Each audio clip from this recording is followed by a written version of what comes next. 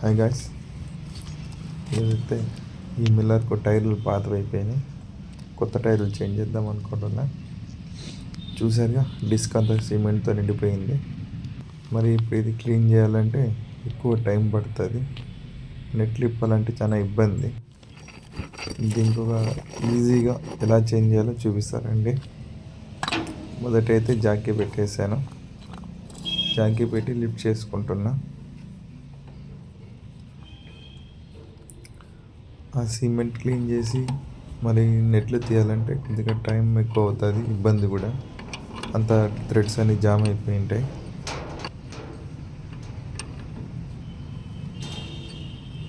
చూసారుగా, జాకీ అయితే లిఫ్ట్ చేసేసానండి.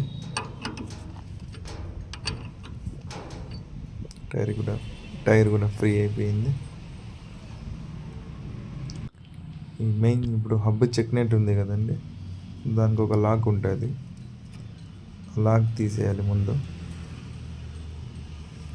నేనైతే ఇప్పుడు హబ్తో సహా తీసేస్తున్నాను. టైర్ కొద్దిగా ఈజీ ఉంటుంది. లాక్ అయితే తీసేసా, చెక్ నెట్ లాక్. ఇప్పుడు చెక్ నెట్ తీయాలి.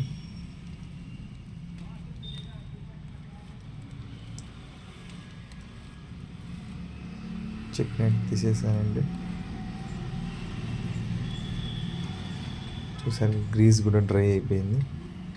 దీని నుంచి మనకి డబల్ యూజ్ ఉందండి. ఏమంటే ఈ చెక్ నెట్ తీసేసాక మనం బేరింగ్ గ్రీసింగ్ కూడా చేంజ్ చేసుకోవచ్చు, అలాగే మన టైర్ వర్క్ కూడా అయిపోతుంది. ఈ హబ్లో అయితే 2 బేరింగ్లు ఉంటాయండి. ఫ్రంట్ చిన్నది ఉంటుంది, చిన్న బేరింగ్ ఇది. వెనకాల ఇంకొక పెద్ద బేరింగ్ ఉంటుంది. 2 బేరింగ్లు ఉంటాయి.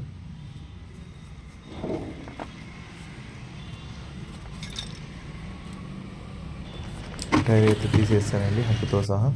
చూసారుగా, మొత్తం సిమెంట్తో కవర్ అయిపోయింది. గ్రీస్ కూడా బర్న్ అయి బ్లాక్ అయిపోయింది. మొత్తం ఇది కూడా క్లీన్ చేసుకోవచ్చండి.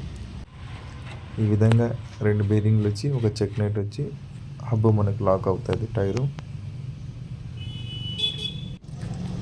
చూసారుగా, ఎంత సిమెంట్ జామ్ అయిపోయింది. ఈ సిమెంట్ క్లీన్ చేసేలోపు నేను టైర్ మొత్తం ఫిట్టింగ్ చేసేయచ్చు. కాబట్టి నేను ఎప్పుడు తీసినా ఈ విధంగానే తీస్తుంటానండి. 2 పనులు జరుగుతాయి మనకు. కొత్త టైర్ ఎక్కిచ్చేసాను, కొత్త ట్యూబు, రీవెల్ టైర్లు అండి.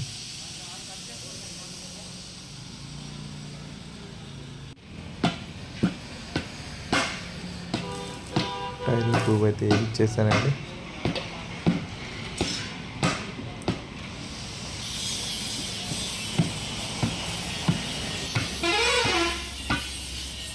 ఈ విధంగా బండిలో నేను ఒక్కనే పెట్టి తీసుకువస్తాను, ఎక్కడ వెళ్ళినా ఎప్పుడు వెళ్ళినా. ఇంకా హబ్లో ఉన్న పాత గ్రీస్ అయితే మొత్తం క్లీన్ చేసేస్తున్నా. మొత్తం బర్న్ అయిపోయి గట్టిగా అయిపోయిందండి సిమెంట్ అంతా వెళ్ళి. టైర్ వరకు అయిపోతుంది, అలాగే నాకు ఈ హబ్కి గ్రీస్ పెట్టే వరకు కూడా అయిపోతుంది. 2 పనులు ఒకేసారి చేసుకోవచ్చు. మొత్తం గ్రీస్ అయితే పాత గ్రీస్ తీసేసాను.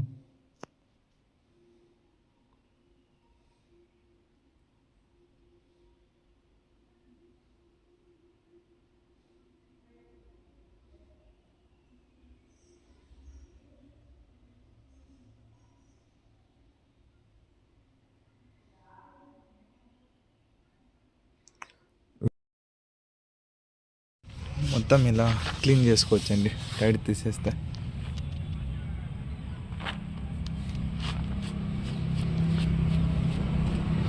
మళ్ళీ క్లీన్ చేసుకోవచ్చు.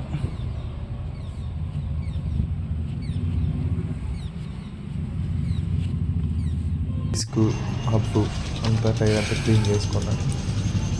మొత్తం క్లీన్ అయిపోయింది. మొదట ఇంట్లో కొత్త గ్రీస్ నింపాలి. నేను వాడే గ్రీస్ వచ్చి రెడ్ గ్రీస్ అండి. కోన్ అందులోనే ఉంటుంది.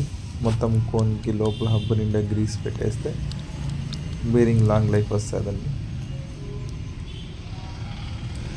నార్మల్గా ఎక్కువ హబ్ తీయరు ఎవరు. నేనైతే ఎప్పుడు పంచర్ అయినా కూడా హబ్తో సహా తీసేస్తాను. దేనికోసం అంటే గ్రీస్ కూడా చేంజ్ చేసేయచ్చు. ఈ విధంగా మొత్తం గ్రీస్తో నింపేశాను హబ్కి, ఈ హబ్ రాడ్కి.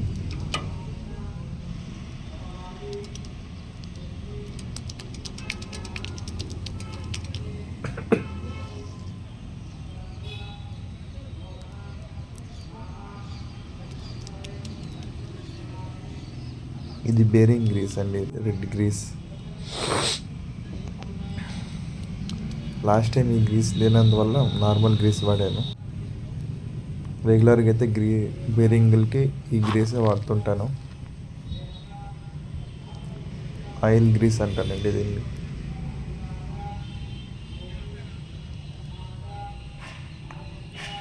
ఇంకా బేరింగ్ గ్రీసింగ్ అయితే అయిపోయింది. హబ్ ఎక్కిస్తున్నాను. వెనకాల అయితే టైర్, ఇప్పుడు ఫ్రంట్ సైడ్ బేరింగ్ వేస్తున్నాను.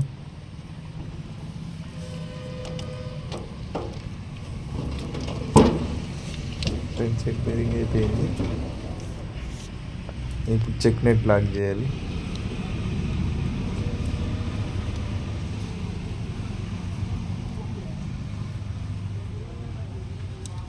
ఈ చెక్ నెట్ ఓవర్ టైట్ చేయకూడదు, ఓవర్ లూజ్ ఉండకూడదండి. కొద్దిగా మీడియంగా ఉండాలి. టైర్ రొటేషన్ అవికి ఫ్రీగా ఉండాలి. అలాగే లూజ్ కూడా ఉండకూడదు, మీడియంగా టైట్ చేసుకోవాలి. ఫిట్టింగ్ అయితే అయిపోయిందండి. చూసారుగా ఎంత ఫ్రీగా ఉందో. మరిన్ని వీడియోస్ కోసం సబ్స్క్రైబ్ చేసుకోండి.